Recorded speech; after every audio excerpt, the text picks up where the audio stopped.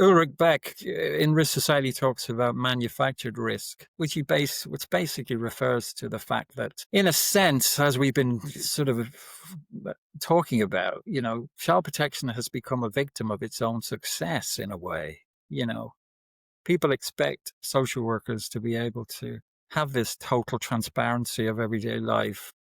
Politicians, the state sort of has this kind of, very kind of, sort of expects an all-seeing gaze, you know. Um, I remember a minister for children and families in the new Labour government actually saying in an interview, she said, uh, this government has not lost control of teenage sexuality. She said, not lost control of teenage pregnancy. That was it. I thought, can any government control anybody's, desire to get pregnant, or so there's this sort of, again, this kind of underpinning assumption that it's possible to govern the absolute core of citizens' lives, and it's increasing. This is getting worse, I think, and it's obviously not.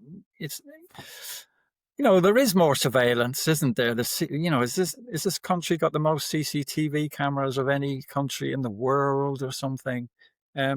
We are subject to all kinds of authoritarian tendencies in terms of how we're ruled and governed. But within the child protection sphere, the way that social work has become regulated and managed over the last 20, 30 years has manufactured more risk for social workers, I think, in terms of, ramping up the expectations. So you have two things going on here, well, several things going on, but two that, I can probably have time to highlight. And one is, this whole kind of fear of failure and this whole improvement narrative, So, you have Ofsted have been crucial in all of this, the whole kind of regulatory culture, the whole new managerialism that came in the 80s, 90s. You have this massive expansion of, managers, we all know that supervision is vital. Going back to the earlier conversation, managing the emotional dimensions of social work, absolutely fundamentally important to, social workers actually recognizing that, the nature of their dynamics of their relationships with children, with parents, and so on. But as we know, it's the dominant discourse, isn't it, in social work now? It's overmanaged. Like, it's also all the target audit culture, and it's even when you do well, even if you get an outstanding Ofsted, you got to maintain that.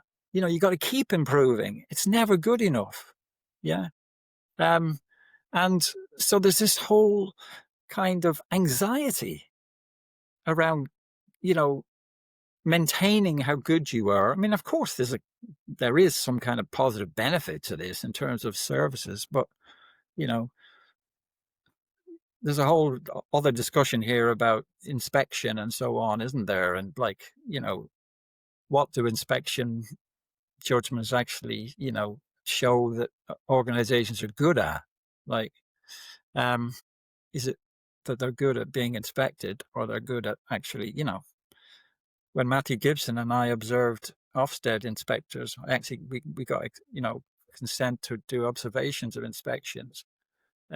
They never went near families. Yeah. As you write about rich and messy social work, it's so much of what's regarded as good and outstanding or not good or, inadequate is based on what is written down, what is articulated. So So this is how, this risk anxiety continues to be manufactured.